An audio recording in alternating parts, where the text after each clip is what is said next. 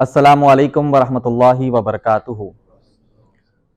ان الحمد للہ نحمده ونستعینه ونستغفره ونعوذ باللہ من شرور انفسنا ومن سیئات اعمالنا من يهده الله فلا مضل له ومن يضلل فلا هادي له ونشهد ان لا اله الا الله وحده ولا شريك له ونشهد ان محمدا عبده ورسوله اما بعد فإن خير الحديث كتاب الله وخير الهدي هدي محمد صلى الله عليه وسلم وشر الامور محدثاتها وكل محدثة بدعة وَكُلَّ بِدْعَةٍ ضَلَالَةٍ وَكُلَّ ضَلَالَةٍ فِي النَّارِ۔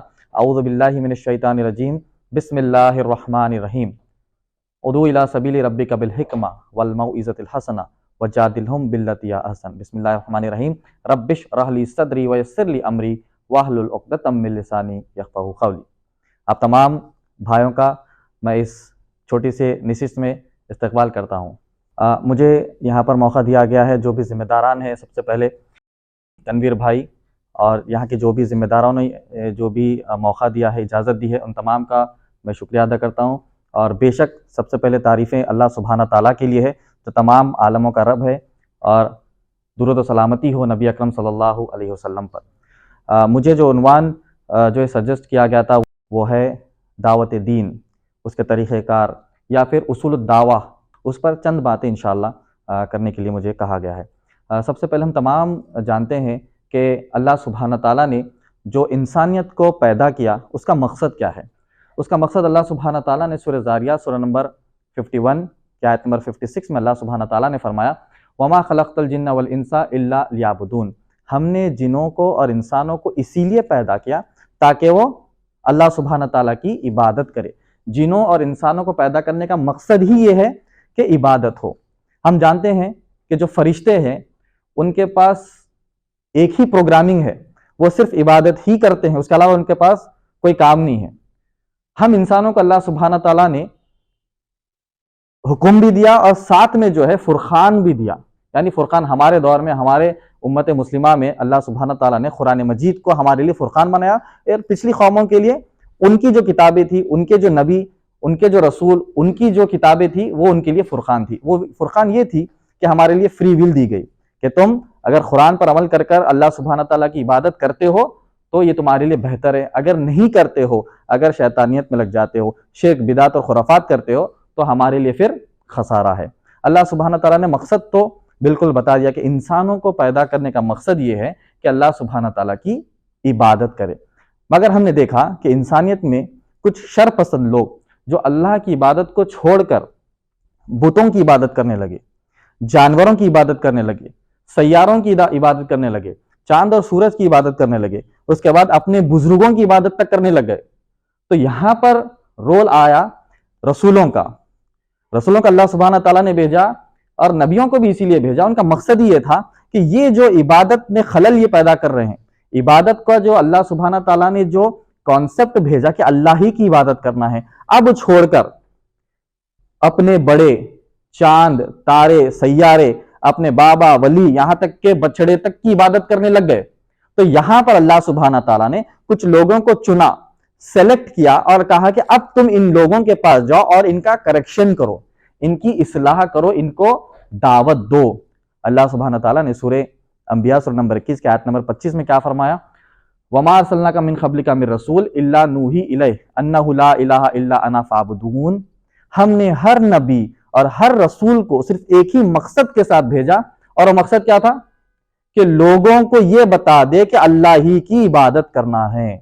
تو گویا کہ ہر نبی کا، ہر رسول کا اس دنیا میں آنے کا مقصد ہی یہ تھا کہ لوگ اطراف اور اکناف جو شرک اور کفر اور بدعات میں لگے ہوئے تھے، ان سے ان کو نکال کر، اس اندھیرے سے نکال کر توحید کے اجالے میں لے جانا کا کام رسولوں کا اور نبیوں کا تھا۔ ہم نے کئی سارے نبیوں کے، رسولوں کے واقعات دیکھے۔ نبی اکرم صلی اللہ علیہ وسلم ساری زندگی وہ اسی کام میں لگے ہوئے ہیں، نبوت کے بعد تو اور لگ گئے۔ ان کا کام ہی یہ تھا کہ جو مشرکین مکہ تھے، جو مشرکین مدینہ تھے، ان کو واپس کہاں پر لانا تھا؟ اللہ کی توحید پر لانا تھا، کیونکہ مشرکین مکہ تو اللہ کو مان رہے ہیں نا، اس میں کیا شک کی بات ہے؟ مشرکین مکہ اللہ کو مان رہے ہیں، مگر ان کا طریقہ کیا تھا؟ لات، منات، عزا، نیلا، الہا، ان کے ذریعے اللہ کو مانتے تھے۔ تو اللہ نے کہا کہ ایسا ایمان اور ایسا عقیدہ قبول نہیں ہوگا۔ اسی لیے اللہ سبحانہ تعالیٰ نے سورہ بقرہ سورہ نمبر 2 کی آیت نمبر 8 میں کیا فرمایا؟ وَمِنَ النَّاسِ مَن يَقُولُ آمَنَّا بِاللَّهِ وَبِالْيَوْمِ الْآخِرِ، اے نبی اکرم صلی اللہ علیہ وسلم، ان میں سے کچھ لوگ ہیں جو اللہ اور آخرت پر ایمان لائے ہیں۔ اللہ نے کیا کہا؟ وَمَا هُم بِمُؤْمِنِينَ، یہ ایمان والے نہیں ہیں۔ اللہ پر ایمان لا لینا، آخرت پر ایمان لینا، یہ کیا معمولی بات ہے؟ بہت بڑی بات ہے۔ بہت سالوں کے بعد دعوت دینے کے بعد آج کل کے دور میں لوگ اللہ پر ایمان لا رہے ہیں اور آخرت پر ایمان لا رہے ہیں، مگر اس دور میں لا چکے تھے، اللہ پر بھی ایمان لا لیے، آخرت پر بھی ایمان لا لیے، مگر اللہ کہتے ہیں وَمَا هُم بِمُؤْمِنِينَ، کیوں نہیں ہے یہ ایمان والے؟ اس کی وجہ یہ ہے کہ جو نبی اکرم صلی اللہ علیہ وسلم کا جو طریقہ تھا اس طریقے پر نہیں لائے۔ اللہ کو تو مان رہے، آخرت کو تو مان رہے، مگر نبی اکرم صلی اللہ علیہ وسلم کا طریقے سے نہیں مان رہے، تو اللہ نے کہا وہ اللہ کو ماننا بھی قابل قبول نہیں ہے، وہ آخرت کو ماننا بھی قابل قبول نہیں ہے۔ اسی طریقے سے عیسائیوں کا بھی ہم نے دیکھا، عیسائی وہ اللہ کو مانتے، وہ کہتے ہیں God the father, God the sun, God the Holi Ghost, اللہ بھی خدا ہے، عیسیٰ علیہ السلام بھی خدا ہے، روح القدس جبرائیل علیہ السلام بھی خدا ہے کہتے ہیں۔ تو جب عیسائی کہتے ہیں کہ وہ اللہ کو مانتے ہیں ایز گاڈ دا فادر، تو کیا وہ مسلمانوں کو ان کا ایمان قبول ہوگا؟ بولے کہ نہیں، تم اللہ کو مان بھی لوگے، آج کے دور میں اگر موسیٰ کے ذریعے مانیں گے تو بولیں گے نہیں، آج کے دور میں عیسیٰ کے ذریعے نہیں، آج کے دور میں جتنے بھی 25 نبی آئے، نبیوں کا نام جو قرآن مجید میں آیا ہے، اور کئی سارے جو نبی اور انبیاء اس دنیا میں آئے ان کے ذریعے مانیں گے تو اللہ ہی کو تو ماننا ہے نا، بائی دا اینڈ کس کو ماننا ہے؟ اللہ کو تو ماننا ہے۔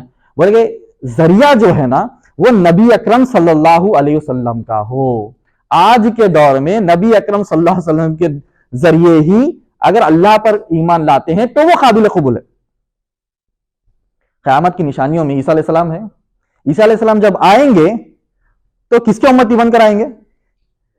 اللہ کے نبی صلی اللہ علیہ وسلم کے امتی بن کر آئیں گے، اور نبی اکرم صلی اللہ علیہ وسلم کی شریعت پر آئیں گے۔ وہ واپس تب آئیں گے تو وہ نبی کی حیثیت سے نہیں آئیں گے، امت رسول صلی اللہ علیہ وسلم کی حیثیت سے آنے والے ہیں۔ تو گویا کہ نبی اکرم صلی اللہ علیہ وسلم کا پورا مقصد اور مشن اور پورے نبی اور انبیاء کا مقصد ہی یہ تھا کہ لوگوں کو اللہ کی طرف بلائے۔ اس میں جو عقیدے کی بات میں کہہ رہا ہوں کہ لات منات عزا نیلا علیہ اور مشرکان مکہ کا جو عقیدہ تھا، اس عقیدے پر ہم کو دعوت دینا نہیں ہے۔ نبی اکرم صلی اللہ علیہ وسلم نے جو عقیدہ ہم کو توحید سکھایا ہے وہ عقیدے کی طرف دعوت دینا ہی سچی دعوت ہے۔ اگر آج کے دور میں کوئی کہے کہ میں نے ایک غیر مسلمان کو جو ہے دین کی دعوت دی، اس کو اسلام میں لایا اور میں اس کو لے کر چلے گیا بابا کے پاس، تو بولیں گے ایک گڑھے میں سے نکلا اور دوسرے گڑھے میں چلے گیا، ہے کہ نہیں؟ وہاں کفر کے جو ہے شرک کے گڑھے میں سے نکلا اور یہاں پر شرک کے گڑھے میں چلے گا۔ تو دعوت کی بات جب ہم کرتے ہیں تو دعوت اس طریقے سے ہونی چاہیے جو اللہ سبحانہ تعالیٰ نے بتائی ہے اور نبی اکرم صلی اللہ علیہ وسلم نے عقیدے کے طور پر ہم کو سکھایا ہے۔ دعوت کی جب بات آتی ہے تو اس میں یہی کہا جاتا ہے کہ جب آپ دعوت کا کام کرتے ہیں، ہم تمام مسلمانوں کو اللہ سبحانہ تعالیٰ نے ایک ذمہ داری دی ہے۔ جیسا کہ میں نے کہا ہر نبی اور ہر رسول کا یہ کام تھا کہ لوگوں کو اللہ کی طرف بلائے۔ اللہ سبحانہ تعالیٰ نے سورہ احزاب سورہ نمبر 33 کی آیت نمبر 40 میں اللہ نے کیا کہا؟ اللہ سبحانہ تعالیٰ نے کہا ما کان محمد ابا احد من رجالکم ولکن رسول اللہ وخاتم النبیین، اے نبی اکرم صلی اللہ علیہ وسلم آپ کسی کے والد نہیں ہیں۔ زید رضی اللہ تعالیٰ عنہ کے ضمن میں آیت ہے۔ اس کے بعد کہا آپ آخری نبی ہے، سیل آف دی پروفٹس ہے، آپ کے بعد کوئی نبی نہیں آئیں گے، آپ کے بعد کوئی رسول نہیں آئیں گے۔ یہ بات پکی ہے، ہمارا ایمان اور عقیدہ اس کے اوپر۔ مگر جو مشن ہے، کون سا مشن؟ کہ توحید پھیلانے کا، صحیح عقیدہ پوری دنیا میں پھیلانے کا جو مشن ہے، کیا وہ ختم ہو جائے گا؟ کیا وہ ختم ہو جائے گا؟ ہم بولیں گے نہیں، وہ مشن تو تا قیامت تک چلتا رہے گا۔ کیوں؟ کیونکہ وہ مشن جو ہے نبیوں کا، رسولوں کا جو پرائمری جاب تھا، ان کی جو ذمہ داری تھی، وہ ذمہ داری شفٹ ہوتی ہے امت مسلمہ کے ہر فرد پر۔ ہم تمام مسلمانوں کو یہ چاہیے کہ ہم جو ہے ہمارے اطراف اور اکناف جتنے بھی ہمارے مسلمان بھائی یا پھر غیر مسلمان بھائی ان کی عقیدے کی اصلاح کرے، مسلمان بھائی کی عقیدے کی اصلاح کرے اور غیر مسلمان کو اسلام کی دعوت دے، وہ بھی صحیح عقیدے کے مطابق۔ یہ ہماری پرائمری ذمہ داری ہے۔ اللہ سبحانہ تعالیٰ نے سورہ آل عمران سورہ 3 کی آیت نمبر 110 میں فرمایا کنتم خیر امۃ اخرجت للناس تأمرون بالمعروف وتنہون عن المنکر وتؤمنون باللہ۔ اللہ سبحانہ تعالیٰ کہتے ہیں تم خیر والی امت ہو، تم سب سے بہترین امت ہو، کیونکہ تم لوگوں کو اللہ کی طرف بلاتے ہو، اچھے سے اچھا عمل کرتے ہو، اور تم لوگوں کو برائی سے روکتے ہو اور اچھائی کی طرف بلاتے ہو۔ اللہ سبحانہ تعالیٰ نے ایک ہم کو ٹائٹل دیا، کیا کہا؟ کنتم خیر، خیر والی امت ہو۔ مثال کے طور پر آپ کوئی کمپنی میں جو ایز این امپلائی جوائن کرتے ہیں, آپ کو مینیجر بنا دیا جاتا ہے یا سی او بنا دیا جاتا ہے یا ایچ آر کچھ بھی بنا دیا جاتا ہے. آپ کو تو جاب پروفائل مل گیا, ایک جو ہے ڈیزگنیشن مل گیا. اس کے بعد اگر آپ کام نہیں کریں گے تو کیا آپ اور میں اس ڈیزگنیشن کے قابل کے ہیں؟ یعنی جب ہم ایچ آر بن گئے یا پھر ہم ایک مینیجر بن گئے, مینیجر کی تو کرسی مجھے مل گئی مگر مینیجر کا کوئی میں کام ہی نہیں کر رہا ہوں, تو کیا پھر جو ہے امپلائی آف دی ایئر میں ہمارا نام آئے گا؟ نہیں بھائی, ان کو جو ہے ڈیزگنیشن مل گیا, اس کے بعد انہوں نے کام ہی نہیں کیا اور ان کو امپلائی آف دا ایئر دیا جائے تو بولیں گے نہیں, ان کو تو صرف جو ایک عہدہ دیا گیا, اس کے بعد انہوں نے کام کچھ نہیں کیا. اسی طریقے سے اللہ سبحانہ تعالیٰ اس آیت میں ہم کو ایک جاب پروفائل دیتے ہیں, ایک ڈیزگنیشن دیتے ہیں. کیا ہے ڈیزگنیشن؟ ہو کنتم خیر امت اخرجت للناس, کہ اللہ سبحانہ تعالیٰ نے تم کو خیر والی امت بنایا ہے. کنتم خیر امت اخرجت للناس تأمرون بالمعروف وتنہون عن المنکر, آپ معروف کی طرف لوگوں کو بلاتے ہو اور منکر سے روکتے ہو. ہم مسلمانوں کو ایک جاب پروفائل دیا گیا, اس کے بعد ایک جاب ڈیزگنیشن دیا گیا, اس کے بعد جاب پروفائل بتایا گیا. ڈیزگنیشن کیا دیا کہ سب سے بہترین امت. جاب پروفائل یعنی کام کیا بتایا گیا؟ اسی لیے خیر والی امت ہو کیونکہ تم لوگوں کو اچھائی کی طرف بلاتے ہو اور برائی سے روکتے ہو. اگر میں وہ کام نہیں کرتا ہوں ایز اے مسلم ہونے کے ناطے میں وہ کام نہیں کرتا ہوں, اچھائی کی طرف بلانا اور برائی سے روکنے والا, تو خیر والی امت میں کیا میرا نام آئے گا؟ بولیں کہ بھائی خالی تم نے ایک جاب ٹائٹل لے لیا, کام تو کر رہی نہیں. تو اس آیت کی تفسیر میں اگر آپ دیکھیں گے تو تفسیر میں کہا جاتا ہے کہ تأمرون بالمعروف کا معنی ہے کہ لوگوں کو توحید کی طرف بلائے, وتنہون عن المنکر کا معنی یہ ہے کہ لوگوں کو شرک سے رکائے.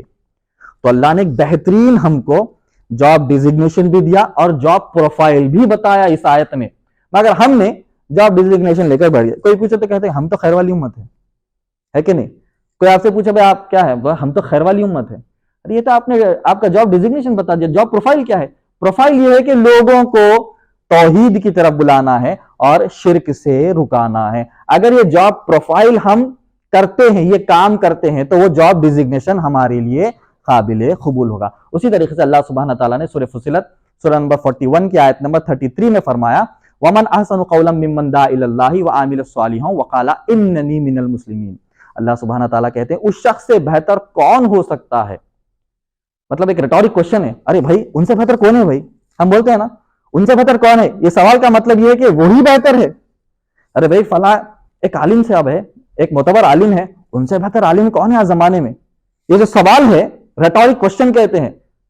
ان سے بہتر کون ہے کا معنی ان سے بہتر کوئی ہے ہی نہیں. تو اللہ سبحانہ تعالیٰ کہتے ہیں اس شخص سے بہتر کون ہے جو لوگوں کو اللہ کی طرف بلائے, اچھے سے اچھا عمل کرے اور کہے کہ یقیناً میں مسلمانوں میں سے ہوں. کا معنی جو شخص لوگوں کو اللہ کی طرف بلاتا ہے, اللہ کی وحدانیت کی طرف بلاتا ہے, توحید کی طرف بلاتا ہے, اللہ سبحانہ تعالیٰ کہتے ہیں کہ کائنات میں اس شخص سے بہتر کوئی ہے ہی نہیں, کیونکہ یہ جاب اور یہ جاب پروفائل نبیوں کا اور رسولوں کا تھا. نبی اور رسولوں سے بہتر اس پلانٹ ارتھ پہ اس زمانے میں کوئی ذات ہو سکتی ہے؟ اللہ کے بعد سب سے بڑی ذات کائنات میں کون سی ہے؟ نبی اکرم صلی اللہ علیہ وسلم کی ہے. نبی اکرم صلی اللہ علیہ وسلم کا جاب اور نبی اکرم صلی اللہ علیہ وسلم کا جاب پروفائل اگر مجھے ملتا ہے تو میں خوش قسمت ہوں یا بد قسمت ہوں؟ بولیں گے بھائی میں تو خوش قسمت ہوں. ارے ایلان مسک کا اگر جاب پروفائل مجھے مل جائے اور اس کا کام مجھے مل جائے تو سوچیے آج کیا ہوگا. اگر کوئی آپ کو آ کر کہہ دے بھائی وہ ایلان مسک ہے نا ٹیسلا والا, وہ پورا کا پورا کام جاب پروفائل اور آپ کا جاب ڈیزگنیشن آپ کو دینا چاہتا ہے, ہم میں سے کسی کو کہہ دے, تو ہمارے دل و دماغ میں کیا آئے گا؟ بھائی اتنا بڑا آدمی 200 بلین کا جو مالک مجھے اس کا ڈیزگنیشن دے گا, مجھے اس کا جو ہے اس کا کام کچوری پورا دے دے گا, جاب پروفائل, کتنی بڑی بات ہے. تو نبی اکرم صلی اللہ علیہ وسلم کی ذات مبارک, ان کا جاب ڈیزگنیشن اور ان کا جاب پروفائل کے سامنے یہ کیا ہے؟ یہ تو پیر کی دھول یا اس سے جو بھی حقیر چیز ہو سکتی ہے اس سے کم چیز ہے. یہ ٹیسلا کا آپ اونر بننا ہے کہ نہیں؟ تو کہا گیا کہ نبیوں کا اور رسولوں کا جو جاب ٹائٹل تھا, جو جاب ڈیزگنیشن تھا, جو جاب پروفائل تھا, وہ اب ہمارے ذمے ہے. مگر افسوس کی بات یہ ہے کہ ہم میں سے کئی مسلمانوں نے اس اہم کام کو ہم نے نظر انداز کیا. تو بولنے کی بات یہ ہے کہ ہم تمام کو جو ہے انشاءاللہ دعوت دین کے کام میں اترنا چاہیے، اور جب دعوت دین کے کام میں اترتے ہیں یا دعوت کا کام کرنا چاہتے ہیں تو یقین جانیے کبھی بھی اسلام نے یہ نہیں کہا کہ تم ہر چیز چھوڑ دو اور دعوت کے دین کے کام میں لگ جاؤ. نہیں، نبی اکرم صلی اللہ علیہ وسلم کی سیرت تو ہم سب نے پڑھی ہے. نبی اکرم صلی اللہ علیہ وسلم گھر کے کاموں میں بھی ساتھ دے رہے ہیں. نبی اکرم صلی اللہ علیہ وسلم گھر میں جو ہے عائشہ رضی اللہ تعالی عنہا کے ساتھ جو ہے آپ دوڑ بھی لگا رہے ہیں. نبی اکرم صلی اللہ علیہ وسلم پڑوسی کا خیال بھی رکھ رہے ہیں. نبی اکرم صلی اللہ علیہ وسلم جنگ پہ بھی جا رہے ہیں. نبی اکرم صلی اللہ علیہ وسلم یہ کفار مکہ کے سامنے ٹھہر کے دعوت کا کام نہیں کر رہے. یعنی مختلف چیزیں بھی کرنا ہماری زندگی کا ایک حصہ ہے. اگر کوئی کہے کہ نہیں ہر چیز چھوڑ دینا، آپ یہ بولنا چاہ رہے ہیں، بولے کہ نہیں، روزمرہ کی زندگی بھی گزارنا ہے، ساتھ ساتھ ہمارے دل و دماغ میں یہی ہو کہ ہم دعوت کا کام کریں. آج دیکھیے pewforum.com یعنی ایک ویب سائٹ ہے جو دنیا کی سٹیٹسٹکس بتاتی ہے. آج دنیا میں 8 بلین لوگ ہیں، یعنی 8 کروڑ لوگ ہیں. ان میں سے یقین جانیے آپ کتنے جو ہے اللہ کی عبادت کر رہے ہیں. تقریباً سٹیٹسٹکس میں بتایا جاتا ہے کہ تقریباً 5 بلین سے زیادہ غیر مسلمان ہیں اس دنیا میں. مسلمانوں کی تعداد ان آفیشیلی بتائی جاتی ہے 200 250، میکسیمم 300 بھی ہو جائے تو 8 میں سے 3 نکال لیں گے تو بچے کتنے؟ 500 کروڑ آج بھی جو ہے اللہ کو اس طریقے سے نہیں مانتے جو نبی اکرم صلی اللہ علیہ وسلم کا ذریعہ ہے. ان میں سے 3 بلین یعنی 3 بلین کے قریب عیسائی ہے. وہ اللہ کو مان رہے مگر عیسیٰ علیہ السلام کو بھی خدا مان رہے، مگر جبرائیل علیہ السلام کو بھی خدا مان رہے. وہ جو ہے ثلاثہ یعنی God the father, God the sun, God the Holi ghost کے عقیدے پر مان رہے. تو بولا گیا کہ جو اللہ نے مقصد بنایا ہے نا، وما خلقت الجن والانس الا لیعبدون، اللہ نے کہا ہم نے جن اور انسانوں کو اسی لیے پیدا کیا اللہ کی عبادت کرے. تو آج پریزنٹ دور میں 60% سے زیادہ جو انسانیت دنیا میں ہے وہ اللہ کی عبادت نہیں کر رہے ہیں. تو ریشیو ہم دیکھ سکتے ہیں کہ اللہ کی، اچھا اس میں سے بھی جو مسلمان ہیں 300 بلین کے قریب بھی جو مسلمان ہیں، اب سوچیں کتنے مقت فکر کے ہیں. اس میں سے صحیح عقیدے کے کتنے ہیں؟ تو بولیں گے سیدھا پھر 40 اس میں سے 70% نکالی دو آپ، گویا کہ کتنے کم ہو گئے. پھر اللہ کو صحیح عقیدے سے ماننا اہم ہے. اللہ کو ماننا، پھر آپ بابا کے سامنے جا کے سجدہ کر دینا، اللہ کو ماننا، یا پیر ولی کے سامنے جا آپ جا کے التجا کرنا، تو بولا گا یہ بھی شرک ہے.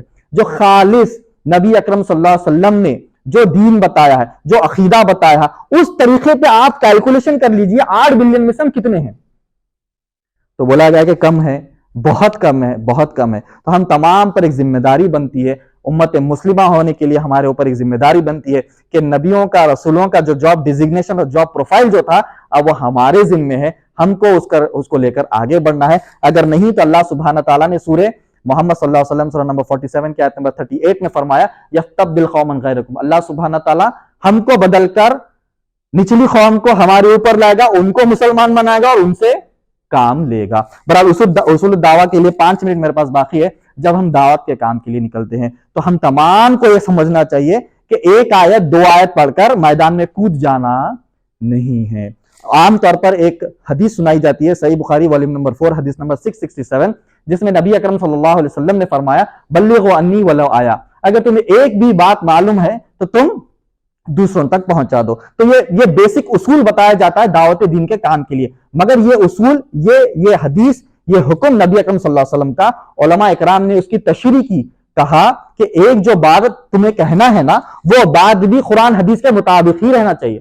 جیسا کہ میں نے کہا کہ ایک غیر مسلمان کو دین کی دعوت دے رہے، اسلام قبول کیا اور چلا گیا درگاہ میں، تو بولیں گے یہ گڑھے میں سے نکلا اور وہ گڑھے میں گیا. تو دعوت ہم کو جب دینا ہے، ایک بھی بات جو بتانا ہے وہ قرآن اور حدیث کے مطابق ہی ہو.